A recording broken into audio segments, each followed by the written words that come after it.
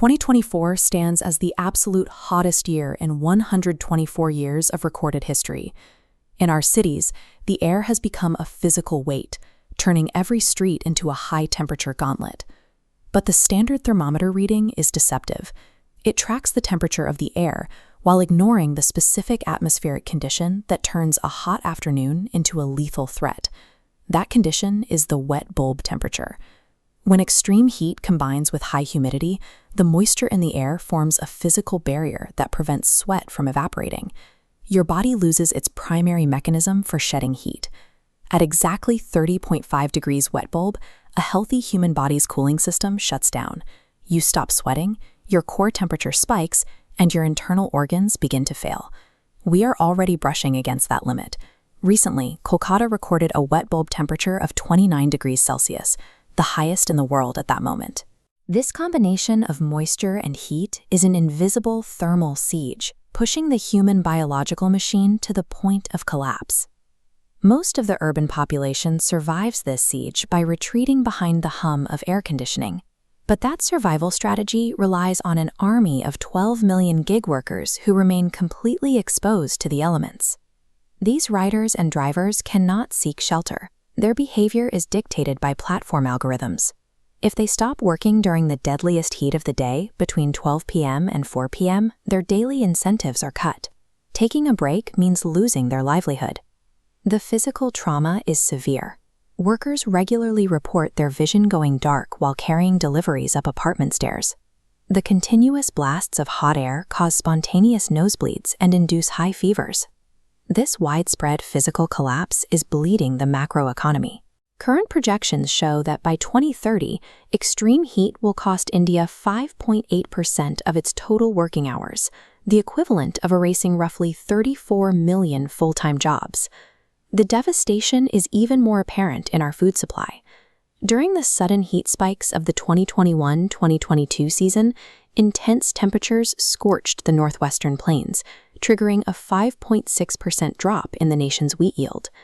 To stop their crops from burning away, desperate farmers are forced to overpump groundwater, flooding their fields in an attempt to artificially cool the soil. We are sustaining our immediate economic momentum by physically burning our outdoor workforce, while simultaneously draining the underground water reserves we need for the future. Modern city development has replaced natural cooling systems with a dense landscape of under-construction high-rises and dark surfaces.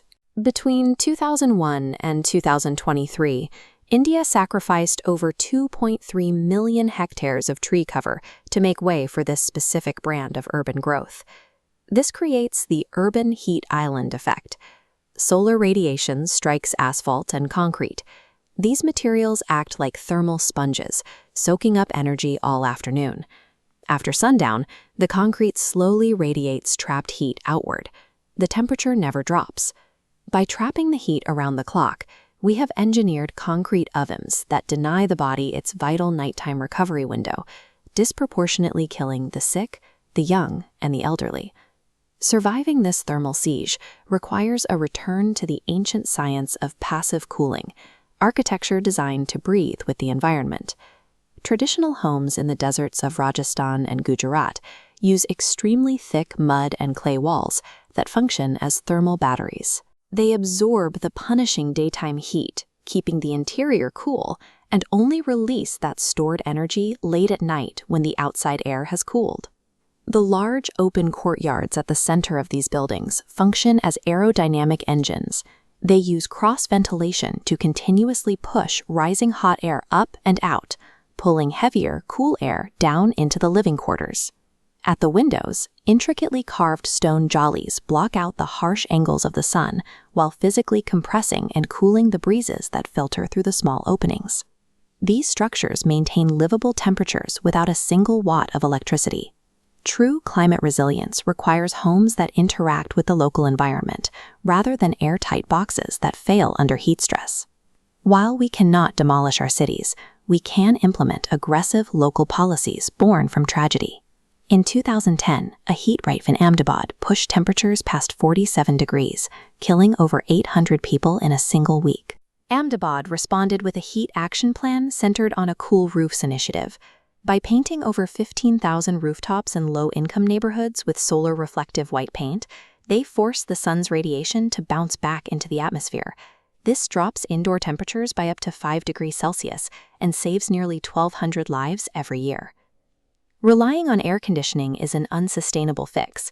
AC units only create a temporary interior cooling effect by mechanically pumping concentrated waste heat back into the sweltering streets, making the outdoor environment even more hostile. Extreme heat days in our cities will only multiply in the coming decades. We must execute structural changes now, or face total biological collapse inside our own urban infrastructure. We must weave together the brilliance of ancient architectural ventilation with the rapid deployment of modern reflective surfaces. If we fail to adapt our infrastructure and protect our workforce, our economic future and our population will quietly burn to ash.